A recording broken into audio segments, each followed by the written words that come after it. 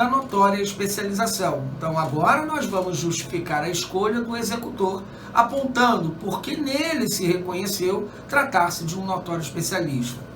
Nós dissemos na lição anterior que, muito embora a súmula 252 do Tribunal de Contas da União reconheça como sendo necessária a presença dos 3 requisitos para um enquadramento na contratação fundamentada no artigo 25, inciso 2º, isto é, 3 requisitos, tratar-se de um serviço técnico especializado, vimos que o rol é exemplificativo, que esse serviço tenha uma característica que o torne singular e que haja a presença de um notório especialista na qualidade de executor.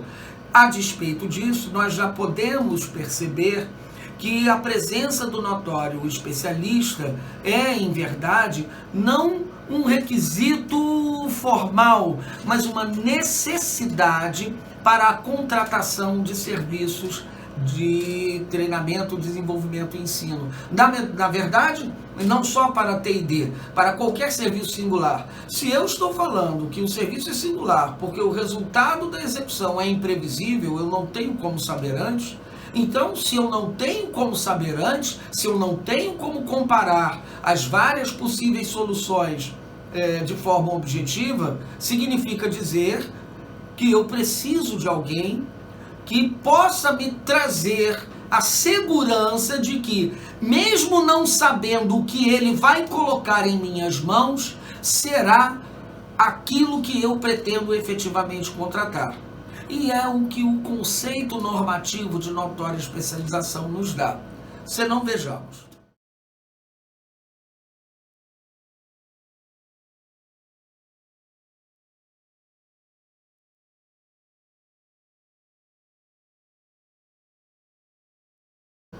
Considera-se notória especialização o profissional ou empresa cujo conceito no campo de sua especialidade, decorrente de desempenho anterior, notem agora que vai vir um rol de atributos também em caráter exemplificativo.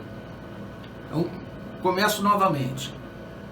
Considera-se de notória especialização, profissional ou empresa, cujo conceito no campo da sua especialidade, decorrente de desempenho anterior, estudos, olha os plurais chegando aí, experiências, publicações, organização, aparelhamento, equipe técnica ou de outros requisitos relacionados com as suas atividades, outros requisitos, outros que o legislador não soube nomear.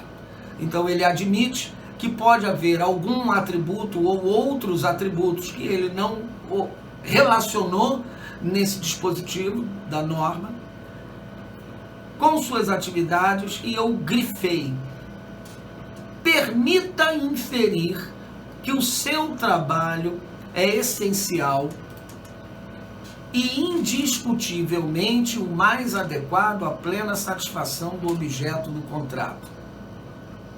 Eu repito, a parte grifada, essas 2 palavrinhas são as mais importantes de todo esse parágrafo.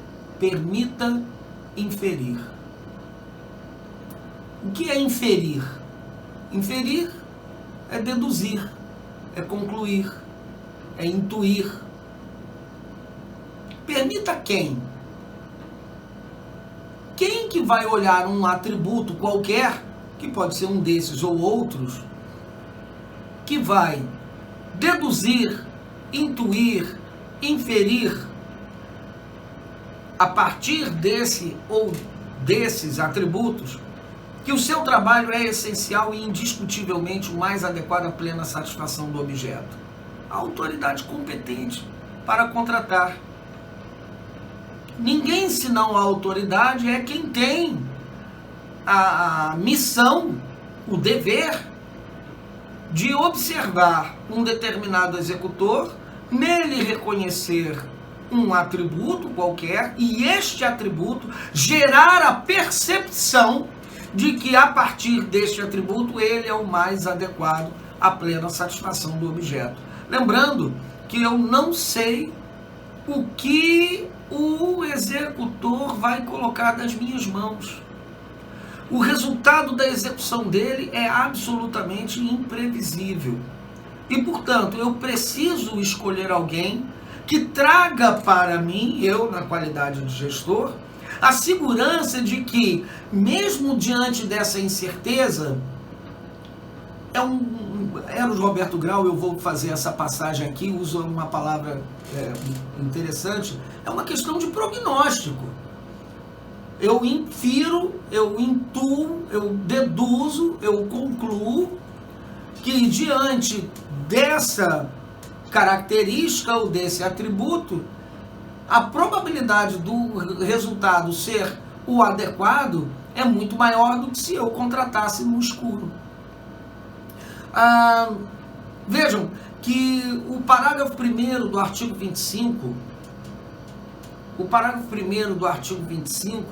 não nos diz que notório especialista tem de ter nível superior. Não diz que notório especialista deve ser famoso.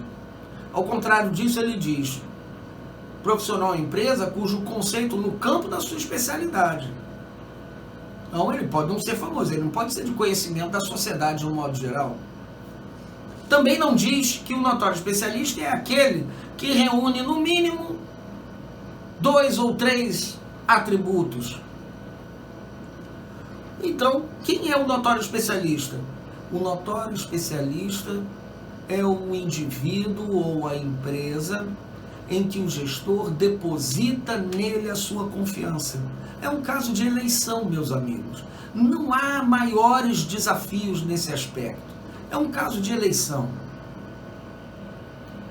O gestor observa nele um atributo e, a partir desse atributo, lhe gera a percepção de que, provavelmente, ele será o executor que vai melhor alcançar, entregar o resultado que eu não conheço ainda, só quando ele entregar, que é o mais adequado à plena satisfação do objeto. A hipótese é de ato com uma necessária e ampla margem de discricionariedade. E eu trago aqui a colação apenas duas, mas a doutrina concorda à unanimidade acerca desse aspecto discricionário na escolha do notório especialista. Eu repito, o ato é essencialmente discricionário, isto é, depende do juízo personalíssimo de conveniência e oportunidade do gestor. Vejam o que diz Jorge Ulisses Jacobim Fernandes: deixa aqui o legislador uma margem à discricionariedade do administrador público para aferir outros elementos não arrolados, mas suficientes para demonstrar a notoriedade do profissional ou empresa.